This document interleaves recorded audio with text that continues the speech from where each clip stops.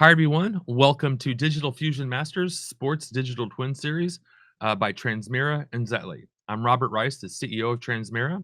I'm an early stage pioneer in the field of metaverse technology and, of course, digital twins. With me is my good buddy from Zetly, Michael, who's an expert in fan engagement and digital assets. Hey, Mike, how are you doing today? Thank you, Robert, for inviting me for this episode and series. I'm pretty good today. How about you, my friend? I'm doing fantastic. If I had a digital twin, though, I would probably have him here in avatar form doing this for me. But it's going to be you and me today. So obviously, we're going to be talking about digital twins. What's your take on that? Like a hot take? Now, I think that the digital twins today are the foundations of the new technologies altogether that are changing our life, how we're going to play, how we're going to work, how we're going to behave in the future. So starting from the basis, we want to show this technology, especially, focusing on the sport industry, how they're going to impact the various sectors, including sports, like I mentioned, and what the opportunities are open for us. Okay, that's awesome. You queued that up nicely, and you made it sound like digital twins are going to be a very transformative sort of technology for a variety of markets, and of course, as you just said, how we live, work, and play. Yeah, of So course. I guess we should probably define what a digital twin is before we keep going. Yeah, I yeah. think So I think that Robert, because you are, I will see the expert, the pioneer of this technology. So maybe you can explain to our viewers what the digital twin actually are and what the application are stay behind it.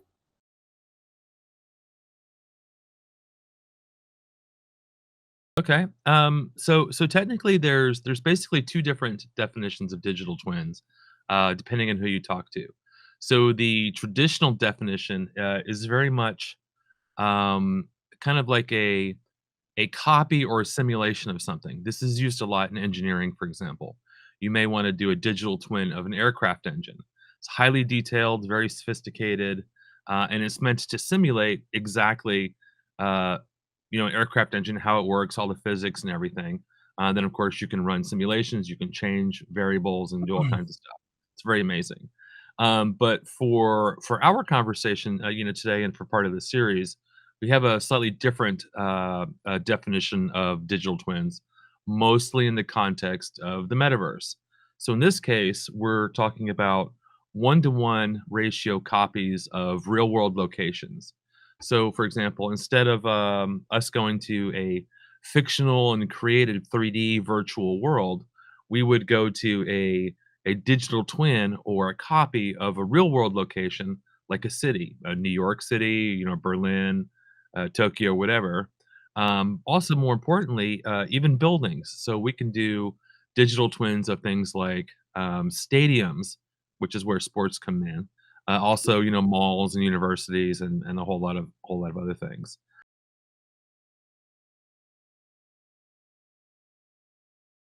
Um, so when we think about the digital twins, now if we have a digital twin of, say, a sports stadium or a whole city in full 3D at one-to-one scale, it can be a little stylized or it could be photorealistic. But this gives us an immersive environment that we can now overlay a lot of different of interactivity on. So you as a user can now explore and experience, with an avatar, feel like you're actually at, one of these locations, whether it's a stadium or something else. So from my perspective, this is really cool technology. This is one of those things that can take the metaverse from just being fun and novelty to adding more utility and more rooms for things like monetization, and then of course engagement. Michael, as a kind of an expert in fan engagement, especially in the Yes. digital side of things, um, as I've just described digital twins, especially related to stadiums and sports, what do you think the opportunities are here for brands or sporting teams? From my perspective, especially when I was talking on a couple of the conference with the manager directors of the biggest brands worldwide, they usually typically mention that they're looking for something which is going to completely change and put to the unknown level let's say the fun experience, right? So they're not mostly looking for a, I will say, something, create something new. They're trying to find the new solution, the new place where they can explore the brands by providing the unknown experience. So I think that the digital twin, when you are considering, let's say, creating the, let's say, the physical object and put it to the virtual world, when we are talking about the stadium, so the brands, they can, I think, design and create the strategy and go through the engagement, expose themselves in completely unknown levels. So I think that this is what they're going to be interested in when they will see the real, I will say, real, not just real time, but we are talking about, in case of your technology, the real time, but when they will see, let's say, almost duplicate the, let's say, the experience, because when you will be jumping in as an avatar to the digital twin stadium. So I think for them, this is what they are looking for. I mean, instead of exposing the brands, the putting the experience of the audience, of the fans, to the much high level where there is existing right now.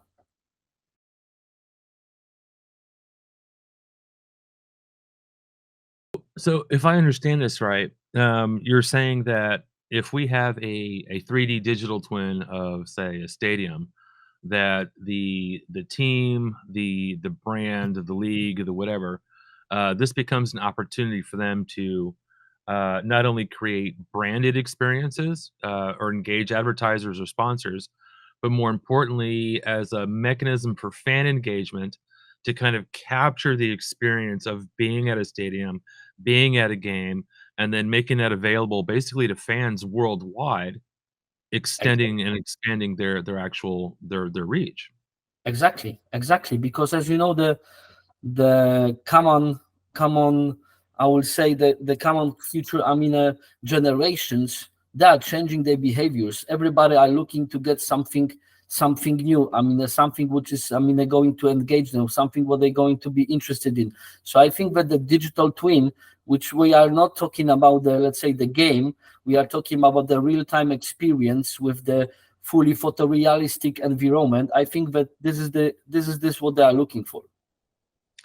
So is it fair to say that there's an opportunity here to go from a web page to a mobile web page or an application to now a fully immersive 3D experience that makes people feel way more engaged and part of the culture, part of the community, part of the excitement, and part of being a fan in a multi-user sort of perspective, as opposed to the single, I'm just going to check the web page for an update on stats sort of experience.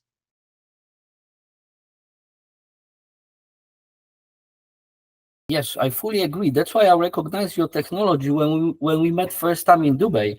I said, "Wow." I said, "Wow." So nobody has this kind of solution. What you are trying to implement it, and just to put it to them for the mass adoption. I think that this kind of solutions, this is this is the future for fan engagement. From my perspective, we as a Zetly, which are the ultimate fan engagement platform, we are trying not to just prepare and release the content which is going to be, develop and view by on the application. We are looking for something much farther, which is going to be much more popular, which is right now. And we are talking about the fully, a blended VR and AR, where you can put it and implement it, the digital assets, where the people can fully engage it and just, briefly with the new technology over there.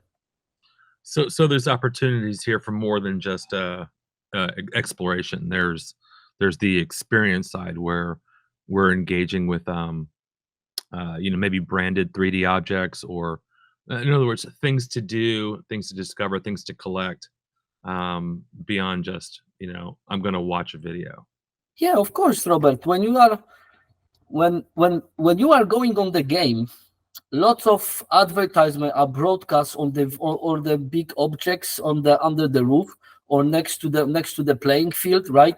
A lot of advertise you have, visible and exposed, outside the stadium. So try to imagine, copy all of it like you said, in fully photorealistic environment, just put it to the virtual world. It creates, in my opinion, it depends, of course, of the decision makers in the marketings or in the other, agency who are working for these, big sports brands. They have, a completely new tool, but they not just duplicate whatever they does and advertise during the game day. They can easily, create something, I mean, uh, unknown, and put it everything, the fun engagement from unknown levels so far. So sometimes it's even hard to describe it. What is going to be in this kind of, let's say, uh, virtual stadium where me and you, we are going to send our avatars to the biggest, stadiums, because people simply, nowadays, they didn't try it. The decision makers, the marketing agencies, they never been working in this kind of specific, field. So I think that our episode series, when in latest episodes we are going to describe it, the marketing strategies, how they're going to generate the revenue streams, what kind of data stays behind, how they can analyze it, etc., etc. So I think that this they can simply, follow with us with the river whenever these digital twins are going to be implemented. So try to imagine if one of the biggest sports brand will right now join our pilot program, which is going to be, presented later stage, and whole world suddenly will see, I don't know, one of the biggest stadium, and put it to the virtual world where all the biggest brands, they can start, putting the advertisement, creating the unique content just for people who are going to join this, a virtual game instead of the real one. So this is game changer, my friend. Yeah, no, I think you hit the nail on the head. And as we go through and do these these podcasts as part of this series,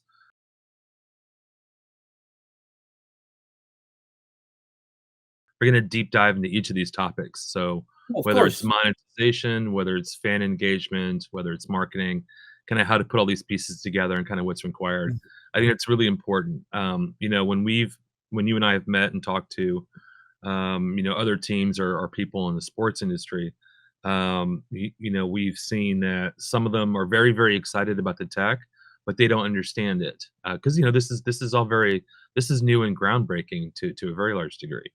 And then beyond that, there's always the question of, how do you do these things? You can't just, roll out 3D robots and expect everybody to suddenly grab one because you have to understand it. You got to, kind of grow down the path. So no, I think we're definitely gonna have to cover each of these kind of in detail. But having said that, I think one thing that you said that is important is that the younger audiences are different from the older audiences. Of course they are. You know, the digital natives, right? They're looking for new ways to experience and interact with brands, and also content creation. But they're looking for something new and interesting. And a lot of these younger, sports fans now have grown up with things like, Minecraft or Roblox or Fortnite or whatever, and they prefer these more immersive digital experiences.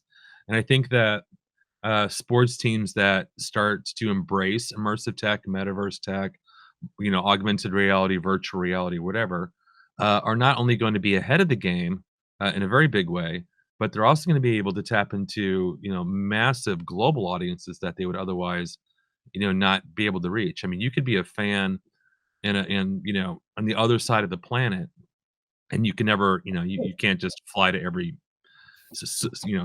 baseball game that you want to. But the digital twin tech will allow teams and the leagues, whatever, to reach all these fans worldwide, make them part of the family, and then obviously monetize them. So I think that's really exciting. Um, so as we're looking at what are the next couple of episodes going to be like? What are the topics we want to kind of dive into?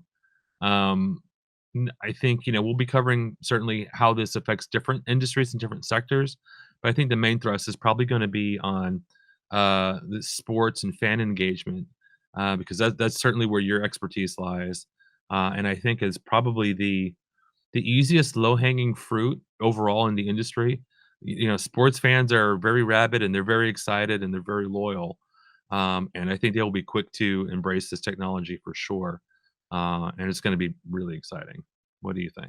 Can I ask you something? Couple more questions, because I think Yeah. that at the very beginning is good to describe why we are here today. I mean, considering your brand, your brand range knowledge. Robert, what the technological and social challenges are associated with the with implementing the digital twin right now? Because I saw it during the World Football Summit in Sevilla, but that was the main concern, the challenges. Well, can you just show, and explain what are the biggest challenges what are in front of us right now?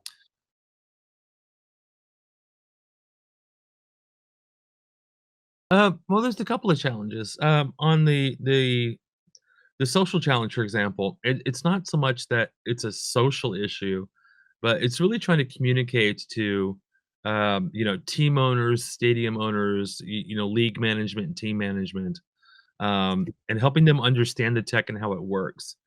Sports is on the one hand, it's a very innovative sector, right? There's a lot of really cool tech that sports uses, but on the other hand, too, it's also one that's very slow to change, and very slow to adapt, new technologies. So we kind of have a challenge of educating people and getting them comfortable with the technology, and then of course, adopting it or embracing it. So that's challenge number one. I think from the consumer side, they're going to be very excited about this, and they will leap on it, and especially younger audiences will embrace this very quickly. So there's that. On the technical side, it's a little bit more complicated. When you walk up to somebody on the street and say metaverse, things that come to mind are going to be NFTs or games, or if you look at most of the metaverse platforms that are out there now, a lot of them are very, very stylized, very caricature, low polygon. They run in a web browser, which is nice for maybe broad reach, but it's not really good for a quality of experience. Um, so doing a digital twin properly, there are some technical challenges for sure, which we've sorted out, and I think a few others may have as well. But you also have to. It takes time to build a one-to-one scale copy of something, especially something as sophisticated as a city or something like a stadium. So there's certainly ways to simplify that. Obviously we don't need to do a full 3D render of every janitor's, room, right? So you focus on the important Yeah, okay, areas. got it. Okay, got it. So there are ways to do this, but it's still not exactly cheap, but it's not outrageously expensive either. But it's one of those things where a lot of your outcome is going to be based on what you put into it. You have to have buy-in from management, you have to have buy-in from marketing, and you have to have buy-in from the team. You have to have a decent sized budget. You have to plan for this. You can't just say, "Hey, here's a check for a digital twin, let's go." You really have to sit down and lay out your strategy. And this is something that you and I have talked about before, and we'll certainly go into And I detail and and when I we yeah, do and I this. think that we are going to show, especially to the decision makers, the sports arenas, that there are lots of other solutions how this implementing building can be financed, how we Yep, can find the, let's say, financing even through the fun engagement, which is very easy from my perspective as a platform owner. So not just I think that we are not going to scare our viewers, the club decision makers, like you said, because implementing digital twin technology, it is some kind of a hard of piece of work, but it is not just, which is I will say unbelievable. Or is like I will say not possible to do this, right? Whenever, like you said, the strategy is well prepared, whenever you will find the concept why you're doing this, it is very easy to find the, let's say, the financial wealth, the support from the other parts, which are we going to present in the other episodes as well. And this, these plans can be done in very very easy way. I think so. absolutely. And we're certainly a lot cheaper than building a new stadium. So, Exactly, but exactly. no, I think what you just said is the important part. It is feasible, it is doable, provided that you have buy-in and you have a plan and you have a strategy, and then that's how you maximize your results and take your team to another place of winning. and beat your competitors.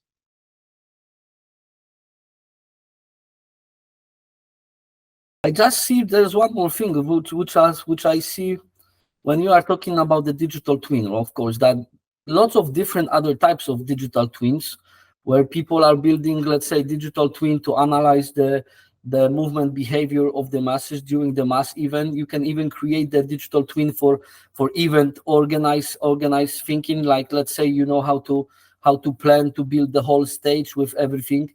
Some Mhm. other are built it just to analyze and prevent the injuries of the players.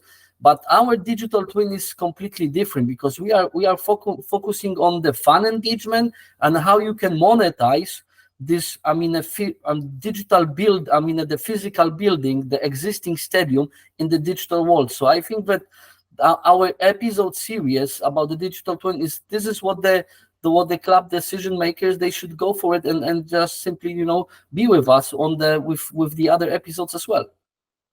Absolutely. I think that's a perfect way to wrap it up. And yeah, so I'm really looking forward to the rest of the series. I think this is going to be great. This is certainly our first episode, so we're still kind of finding our groove. But look, we've got some really exciting stuff to talk about. We'll be showing some really cool tech as well. And then, the big outcome here is we want to make sure that our viewers understand the technology, understand how to implement it, and realize that there's a very feasible path to make it happen. And the teams that embrace this and use this tech now, I think, are going to be very far ahead of other teams moving forward in the future. All right, hey everybody. So Michael, I'm really excited about this series and where we're going next. And certainly, I want to thank everybody for tuning in. We've got some amazing stuff lined up.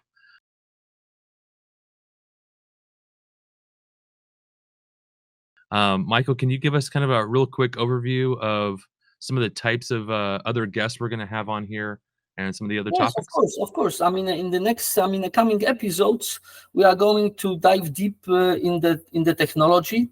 So we're going to have a guest who used to work for the biggest sports marketing agency, and I think that together with you, we will find, and present a little bit. A little bit go inside the technology, how to build the perfect digital twin. What are I will say, the fundamentals, what's supposed to be implemented, how the club's supposed to be prepared for choosing the right technology, and what is supposed to be going over there. In the all other episodes, of course, we are going to dive deeper, not just to the technology. We are going to dive to the data. We are going to talk more about the business model, the business strategies. We are going to talk about the future fun engagement, not just what is existing right now in the Web3.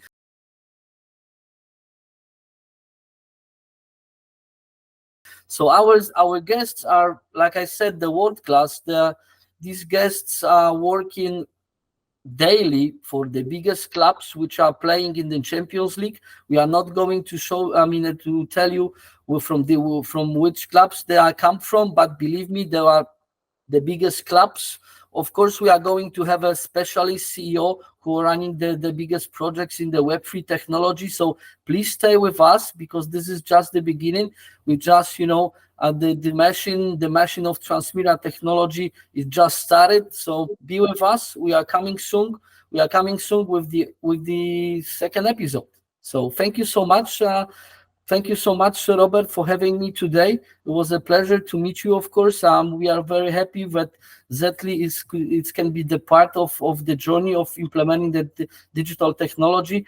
We are considering this opportunity just to put our project way, way beyond where it is right now, because we realize that this process it takes time. So I think that the first, let's say, digital object using our technology, it's not like 1-2 years. It's maybe a little bit, beyond, but we are here just to present how the sports industry should looks like in 5-10 years. So let's go for it. All right, awesome. Thank you so much, Michael. And thank you, everybody, for tuning in. And stay tuned for the next episode. And we'll see you then. Cheers. Yes. Cheers. Thank you so much. Bye bye.